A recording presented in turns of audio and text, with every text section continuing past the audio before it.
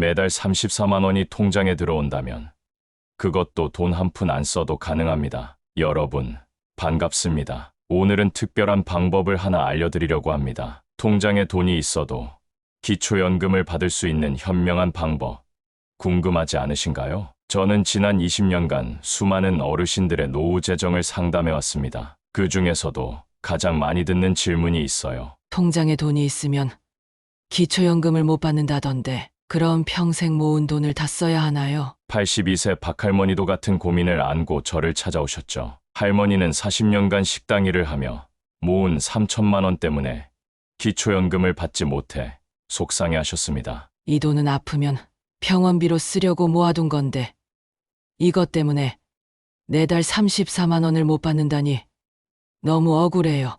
실제로 많은 어르신들이 이런 이유로 기초연금을 받지 못하고 계세요. 하지만 걱정 마세요.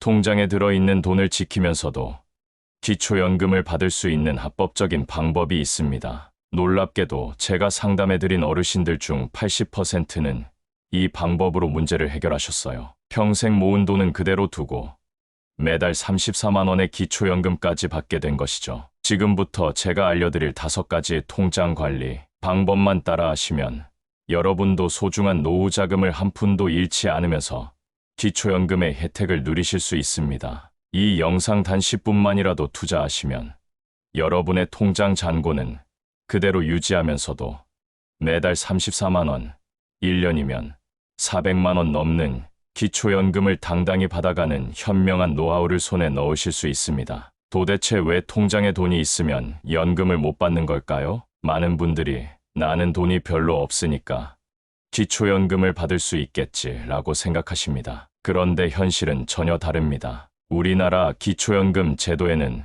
대부분의 어르신들이 모르는 치명적인 함정이 숨어 있어요. 바로 통장 안에 있는 돈이 가상소득으로 계산된다는 점입니다. 이게 무슨 말인지 쉽게 풀어볼게요. 국민연금공단에서는 예금에 대해 연 4%의 소득 환산율을 적용합니다. 쉽게 말해 통장에 2천만 원이 있으면 연간 80만 원, 월 6만 7천 원을 벌고 있다고 간주하는 거예요. 실제로는 그 돈을 전혀 쓰지 않고 이자도 거의 받지 않는데도 말이죠. 아니, 그럼 평생 모은 돈을 다 써버려야 한다는 말인가요? 2025년 기준으로 65세 이상이면서 소득 하위 70%에 해당하시는 분들은 단독 가구 월 최대 34만 2,510원, 부부 가구는 총 68만 5,020원까지 받으실 수 있습니다. 이 돈이면 공과금도 내고 생필품도 살 수 있으니 노후 생활에 엄청난 도움이 되죠. 하지만 통장에 돈이 있다는 이유만으로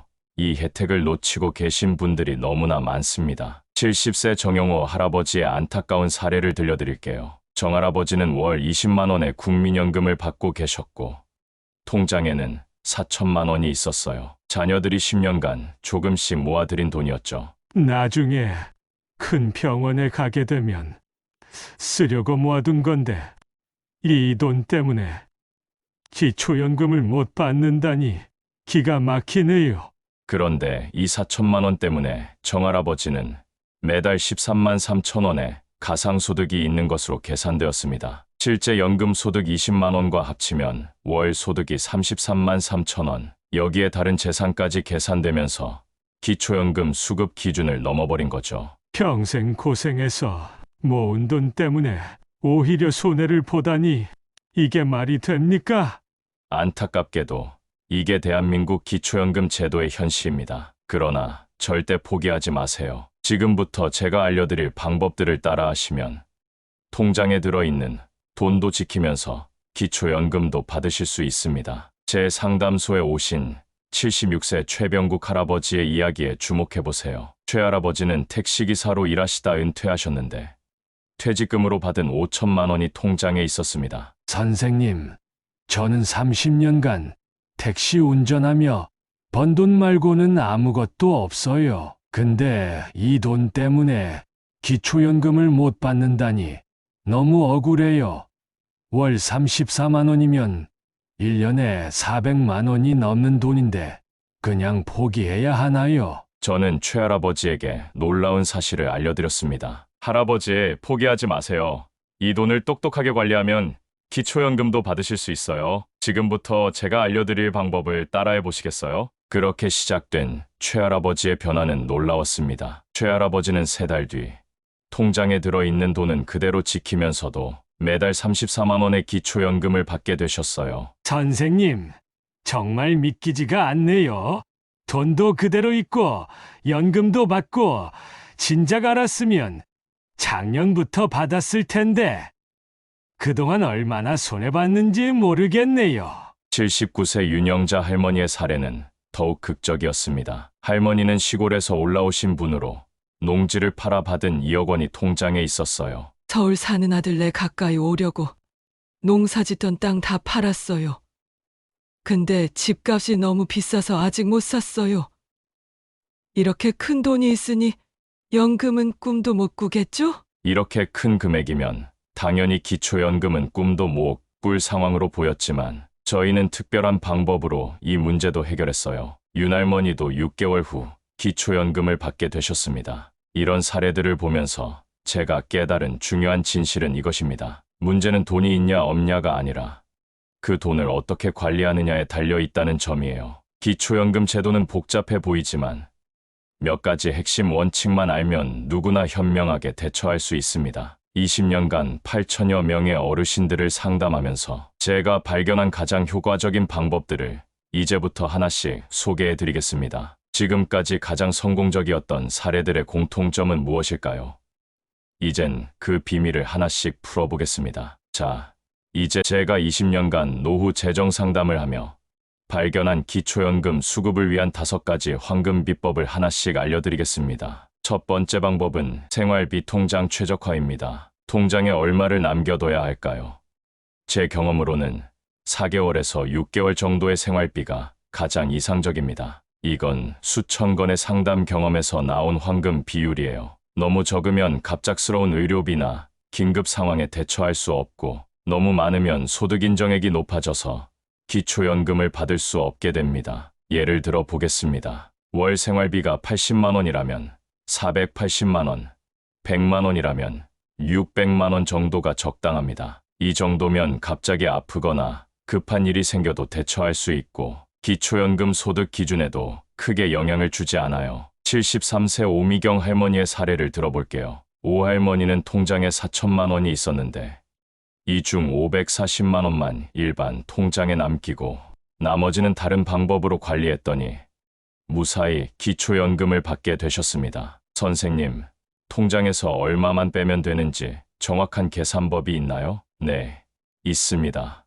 월 생활비의 6을 곱하면 됩니다. 70만 원이면 420만 원, 90만 원이면 540만 원, 120만 원이면 720만 원. 이게 여러분에게 맞는 최적의 통장 잔고예요. 두 번째 방법은 노인우대 장기저축 상품 활용하기입니다. 이건 정말 많은 어르신들이 모르시는 놀라운 제도인데요. 65세 이상이 가입할 수 있는 3년 이상 장기저축 상품 중에는 최대 3천만 원까지 기초연금 또 소득인정액에서 제외해주는 특별한 상품이 있습니다. 그런 상품이 진짜 있어요? 네, 있습니다. 그것도 모든 시중은행에서요. 각 은행마다 상품명은 다르지만 기초연금 수급자 우대 정기예금, 노후안심통장 같은 이름으로 판매되고 있어요. 70세 장태환 할아버지는 이 상품 덕분에 인생이 바뀌셨어요. 장할아버지는 퇴직금 3,500만 원이 통장에 있었는데 그중 3천만 원을 이 상품에 가입하셨습니다. 그 결과 그 3천만 원은 마치 없는 돈처럼 계산되어 기초연금 심사에서 무사히 통과하셨죠. 단, 주의할 점이 있습니다. 이 예금은 반드시 3년 이상 유지해야 하고 중도해지하면 혜택이 사라집니다. 또한 3년 만기 후에는 자동 갱신이 안 되는 경우가 많으니 반드시 은행에 미리 확인하셔야 해요. 세 번째 방법은 주거환경 개선에 투자하기입니다. 이건 정말 일석이조의 방법이에요. 왜냐하면 집도 더 안전하고 편안해지고 기초연금도 받을 수 있으니까요. 많은 어르신들이 오래된 집에 살고 계신데 화장실 안전바, 미끄럼 방지 매트, 현관 손잡이, 부엌 싱크대 교체, 도배 장판 등 주택 수리에 사용한 비용은 재산에서 차감될 수 있습니다. 68세 정호영 할아버지의 사례를 보시죠. 정할아버지는 통장에 3천만 원이 있었는데 집이 낡고 겨울에 너무 추워서 고생하고 계셨어요. 저희는 할아버지께 1200만 원을 들여 화장실 개조와 단열 공사를 해드리자고 제안했습니다. 처음엔 망설이셨지만 결과적으로 할아버지 집은 훨씬 따뜻하고 안전해졌고 기초연금도 받게 되셨어요. 이렇게 하면 집도 좋아지고 연금도 받고 이게 말이 되나요? 네, 됩니다. 단, 모든 공사 영수증과 계약서는 꼭 보관하세요. 기초연금 신청 시 증빙자료로 제출해야 합니다. 또한 공사 전후 사진을 찍어 두시면 더 좋습니다. 네 번째 방법은 합법적인 자녀 증여 활용하기입니다. 하지만 여기서 정말 중요한 포인트, 절대 급하게 하시면 안 됩니다. 많은 분들이 그냥 자식들한테 돈을 다 줘버리면 되지 않을까요? 라고 물으십니다. 절대 그렇게 하시면 안 돼요. 갑작스럽게 큰 금액을 이체하면 기초연금 심사에서 의심을 받고 오히려 더 꼼꼼히 조사받게 됩니다. 증여는 계획적으로 하셔야 합니다. 자녀에게는 10년간 5천만 원까지 증여세 면제 혜택이 있으니 연간 500만 원 이내로 나눠서 증여하는 게 좋습니다. 76세 김영철 할아버지는 4천만 원 중 2천만 원을 아들과 딸에게 나눠주기로 했습니다. 하지만 한꺼번에 주지 않고 4년에 걸쳐 1년에 500만 원씩 정식으로 증여하셨어요. 모든 절차는 합법적으로 진행했고 증여세 신고도 꼼꼼히 하셨습니다. 통장에서 그냥 현금으로 빼서 주면 안 되나요? 절대 안 됩니다. 국민연금공단의 조사 시스템은 생각보다 훨씬 정교합니다. 대량 현금 인출은 모두 기록이 남고 자녀 통장에 갑자기 큰 돈이 입금되어도 추적이 가능해요. 적발되면 받았던 연금을 모두 반환해야 할 뿐 아니라 가상금까지 물어야 합니다. 다섯 번째 방법은 농지 및 실거주 주택 특례 활용하기입니다. 이건 시골에 농지나 집이 있는 분들을 위한 특별한 팁이에요. 실제로 농사를 짓고 있는 농지는 일반 재산보다 평가액이 낮게 책정됩니다. 또한 어르신이 실제 살고 있는 주택도 특례가 있어요. 80세 한상길 할아버지는 시골에 논과 밭을 갖고 계셨는데 아들네 가까이 가려고 도시로 이사하셨어요. 그런데 농지를 그대로 두니 재산으로 계산되어 기초연금을 못 받게 되셨죠. 우리는 할아버지께 농지를 직접 경작하는 분에게 임대하고 그 계약서를 증빙 자료로 제출하라고 조언드렸습니다. 그 결과 재산 평가액이 낮아져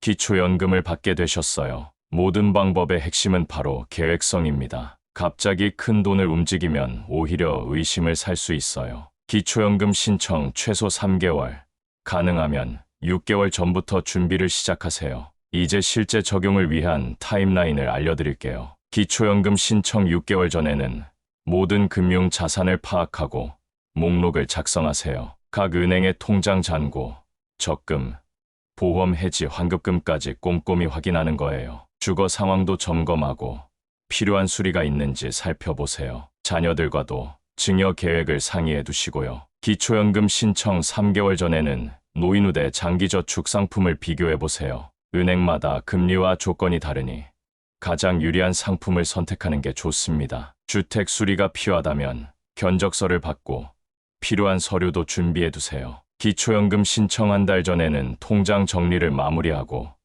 노인우대 장기저축 상품에 가입하세요. 계획했던 주택 수리도 시작하시고요. 신청일에는 깔끔하게 정리된 통장과 모든 증빙 서류를 준비해서 신청하시면 됩니다. 이 모든 과정에서 가장 중요한 것은 합법성입니다. 절대 편법이나 불법을 쓰시면 안 돼요. 현명하게, 그러나 정직하게 자산을 관리하는 것이 중요합니다. 69세 진명자 할머니는 통장에 3,800만 원이 있었지만 다음과 같이 관리하셨어요. 600만 원은 생활비 통장에 남겨두고 3천만 원은 노인우대 장기저축 상품에 가입하셨죠. 200만 원으로는 낡은 화장실을 수리하셨습니다. 그 결과 할머니는 무사히 기초연금을 받게 되셨어요. 처음엔 정말 믿기지 않았어요. 그런데 통장에 들어있는 돈도 고스란히 있고 연금도 받으니 정말 기분이 좋더라고요. 주변 친구들한테도 다 알려줬어요. 합법적인 방법으로 준비하면 여러분도 통장에 들어있는 돈도 지키면서 매달 34만 원의 기초연금을 받으실 수 있습니다. 앞으로 몇십 년을 더 살아가실 텐데 매달 34만 원이면 1년이면 400만 원이 넘는 돈이에요. 10년이면 4천만 원이 넘습니다. 평생 일하고 세금 내며 살아오신 어르신들이 누려야 할 당연한 혜택입니다. 통장에 돈이 있다는 이유만으로 이 혜택을 포기하지 마세요. 오늘 알려드린 방법들을 잘 활용하셔서 여러분의 노후가 더욱 안정되고 풍요로워지길 바랍니다. 지금까지 기초연금을 받기 위한 5가지 핵심 방법을 알려드렸는데요. 이 방법들을 잘 활용하셨으면 하는 마음에 몇 가지 주의사항과 성공 사례를 더 알려드리려 합니다. 많은 어르신들이 통장 관리만 잘해도 기초연금을 받을 수 있다는 사실을 모른 채 매달 34만 원씩 손해를 보고 계세요. 하지만 정말 중요한 건 모든 과정이 합법적이어야 한다는 점입니다. 편법이나 불법은 절대 안 됩니다. 그래서 이제부터 꼭 주의하셔야 할 점들을 말씀드릴게요. 첫 번째로 주의하셔야 할 점은 갑작스러운 통장 잔고,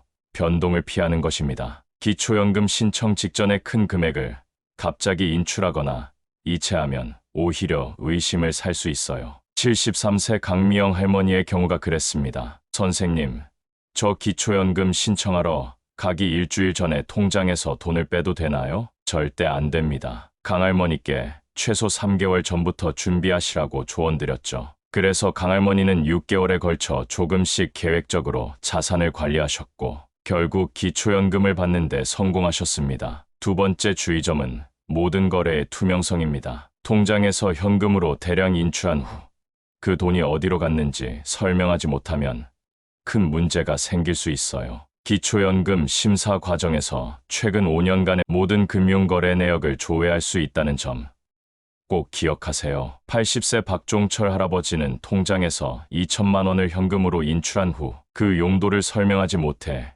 기초연금이 기각되는 일이 있었어요. 결국 할아버지는 그 돈으로 손자의 결혼식 비용을 지원했다는 증거를 제출해야 했고 재신청까지 3개월이나 기다리셨죠. 세 번째 주의점은 자녀 증여 시 반드시 증여세 신고를 해야 한다는 점입니다. 증여세 면제 한도 내라고 해도 신고 자체는 꼭 하셔야 해요. 그래야 나중에 문제가 생겼을 때 소명이 가능합니다. 증여세 신고는 어떻게 하나요?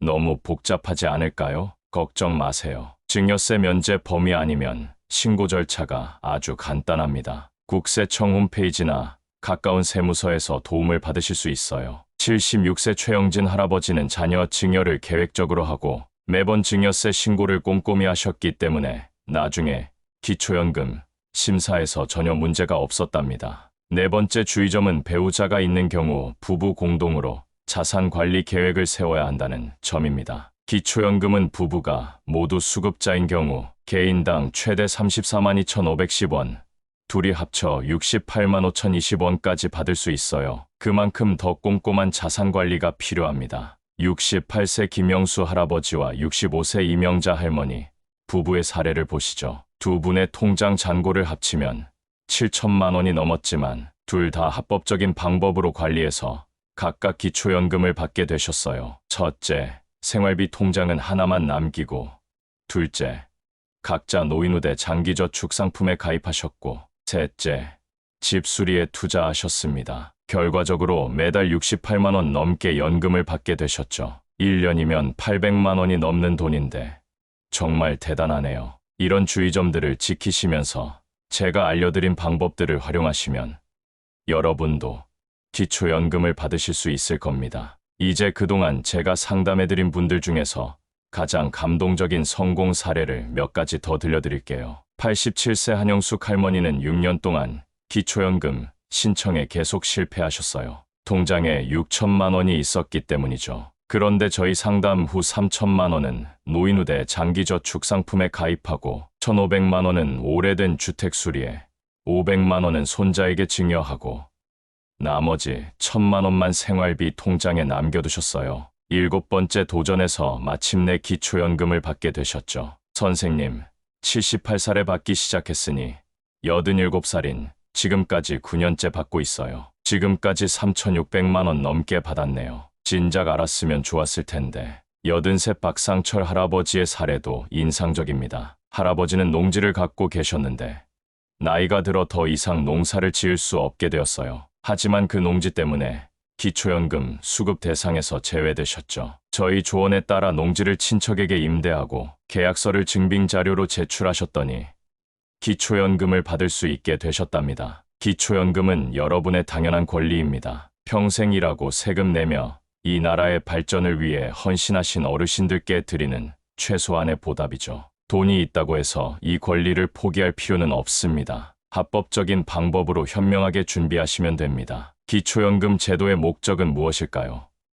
바로 어르신들의 편안한 노후 생활을 지원하는 것입니다. 그런데 아이러니하게도 평생 아껴서 모아둔 돈 때문에 오히려 이 혜택을 받지 못하는 경우가 너무나 많습니다. 통장에 들어있는 돈은 그대로 두고 기초연금까지 받을 수 있다면 그게 가장 이상적이지 않을까요? 자, 이제 정리해 보겠습니다. 기초연금을 받기 위한 핵심은 통장 관리입니다. 첫째, 통장에는 4개월에서 6개월치 생활비만 남기세요. 둘째, 노인우대 장기저축 상품을 활용하세요. 셋째, 필요한 주택 수리에 투자하세요. 넷째, 자녀 증여는 계획적으로 진행하세요. 다섯째, 농지와 주택 특례를 활용하세요. 모든 방법은 반드시 합법적으로 진행하셔야 합니다. 갑작스러운 자산 변동은 피하고 모든 거래는 투명하게 하세요. 증여세 신고도 꼭 잊지 마시고요. 부부인 경우에는 함께 계획을 세우는 것이 좋습니다.